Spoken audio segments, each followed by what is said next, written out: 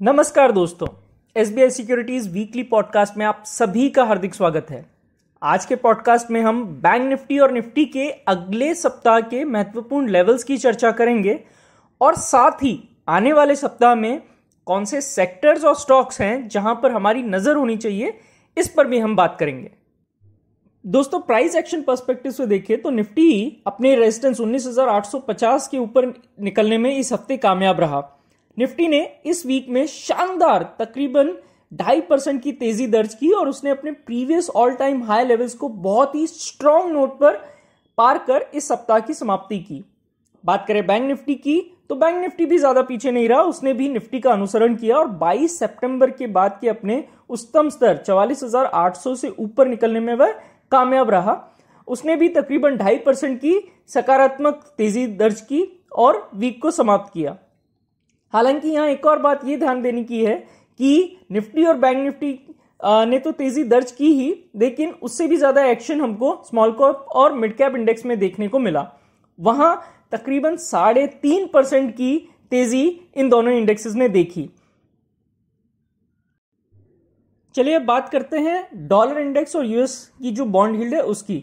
तो dollar index 103.5 के zone पर और यूएस की जो 10 साल की बॉन्ड यील्ड है वो 4.3% के आसपास कमजोर स्तर पर कारोबार कर रही है।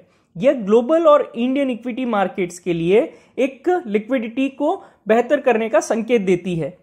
हालांकि हमें ब्रेंट क्रूड की कीमतों पर कड़ी नजर रखनी चाहिए, जो अभी 83.5 के डॉलर के आसपास बनी हुई है और हमें वहां पे बहुत ही ज्यादा बारीकी से नजर बना के रखनी चाहिए, क्योंकि कच्चे तेल की जो कीमतें हैं उसका बाजार पर व्यापक असर पड़ता है।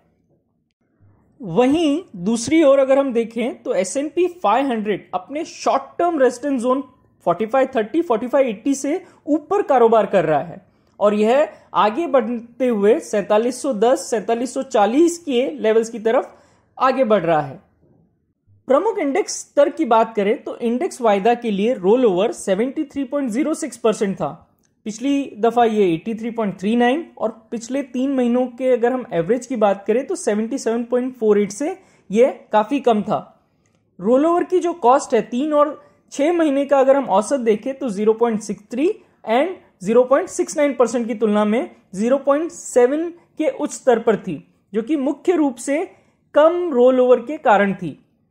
इन कम रोल ओवर और उच्च लागत का एक कारण यह हो सकता है कि मौजूदा जो रैली है वह शॉर्ट कवरिंग के कारण थी। पिछले कुछ सत्रों में मजबूत तेजी के बाद आगे चलकर 20,050 20,100 एक सपोर्ट के रूप में कार्य करेगा और जब तक यह जोन बना रहेगा तब तक इंडेक्स के 20,600 से 20,650 की ओर कंटिन्यूअस रैली करने की संभावना बढ़ जाती है। बात करें नेगेटिव नोट पर तो 20,050 से नीचे इंडेक्स 19,920 19,950 के अपने प्रीवियस सपोर्ट जोन को फिर से रीटेस्ट कर सकता है और अगर उससे भी नीचे फिसलता है तो वह 19,800 तक के लेवल्स पर आ सकता है। बात करें ओआई डेटा की तो 20,300 20,400 और 20,500 के स्ट्राइक में हमको महत्वपूर्ण कॉल राइटिंग देखी गई है, जबकि अगर हम पुट फ्रंट पे देखें तो 20,200 और 20,000 में काफी अच्छी ओपन इंटरेस्ट में बढ़ोतरी देखी गई है।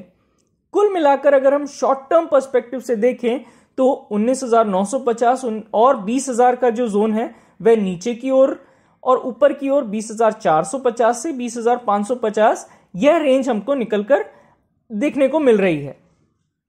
फ्रेंड्स, अगर हम वोलेटिलिटी इंडेक्स यानी इंडिया विक्स को एक नजर दौड़ाएं तो इंडिया विक्स ने नवंबर महीने में 6.3% की बढ़त के साथ 12.50 के अपने स्तर पर उसने क्लोजिंग दी है। इसने अप्रैल 2023 के बाद से उच्चतम मंथली क्लोज दिया है। आगे बढ़ते हुए लेवल्स ध्यान रखिए, 14.50 आगे बढ़ते हुए 14.50 के स्तर से ऊपर किसी भी स्थायी कदम से शॉर्ट टर्म में 17.50 से 19 के स्तर तक इंडिया विक्स में तेज उछाल आ सकता है। वहीं नीचे की ओर 9.50 और 9 का जो जोन है वह इंडिया विक्स के लिए एक सपोर्ट के रूप में कार्य करेगा। अब अगर हम बैंक निफ्टी पर एक नजर दौड़ाएं तो सबसे पहले हम रोल ओवर को एनालिसिस करते हैं। तो बैंक निफ्टी के लिए जो रोल ओवर पिछले महीने में 79.31% था, उसकी तुलना में 80.29% इस बार था, यानी कि उससे ज्यादा था। लेकिन अगर हम 3 महीने के एवरेज देखें 81.7%, तो उससे इस बार का रोल ओवर कम था। रोल ओवर की अगर हम कॉस्ट देखें 3 और 6 महीने की, तो वह 0.69% और 0.65% की थी, और इस बार 0.61% पर कम थी, जो कि दर्शाता है ओवरऑल कि सिस्टम में अभी भी कुछ शॉर्ट्स मौजूद है।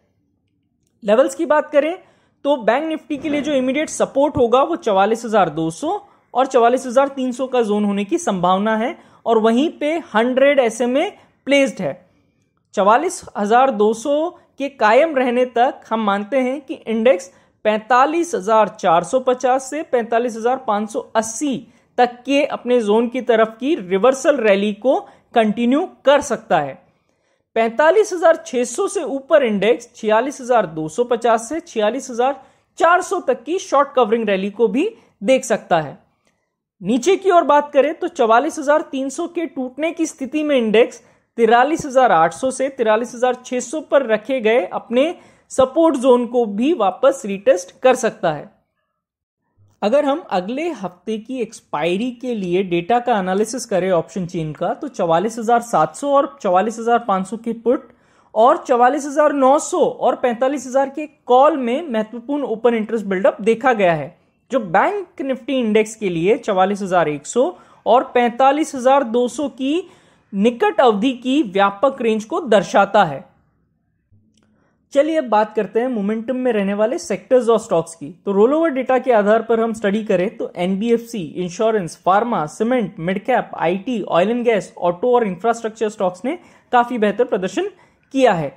स्टॉक स्पेसिफिक अगर हम बात करें तो बैंकिंग में एक्सिस बैंक, आईसीआईसीआई बैंक जैसे लार्ज कैप में अच्छी तेजी उभरी है, जबकि पीएसयू सेक्टर में हम देखें तो can bank, bank Baroda, bank India में अच्छी शॉर्ट कवरिंग रैली देखी गई है, और उम्मीद करते हैं कि यह आने वाले टाइम में भी कंटिन्यू रह सकती है। कैपिटल गुड्स में देखें तो एलटी, कमिंस, सीमेंस और भेल जैसे कैपिटल गुड्स स्टॉक्स ने अच्छा प्रदर्शन किया। वहीं टाटा पावर, एनटीपीसी, इन पावर के स्टॉक्स ने भी अच्छी गति दिखाई है। ओवरऑल ये लगता है कि आने वाले सप्ताह में भी यह गति आगे जारी रह सकती है। मेटल्स पर हम नजर दौड़ाएं तो डॉलर इंडेक्स के 103.5 के निचले स्तर पर स्थिर होने के साथ साथ मेटल स्टॉक्स जैसे कि JSW steel, Hindalco, Tata steel, इनमें अच्छी तेजी देखी गई है।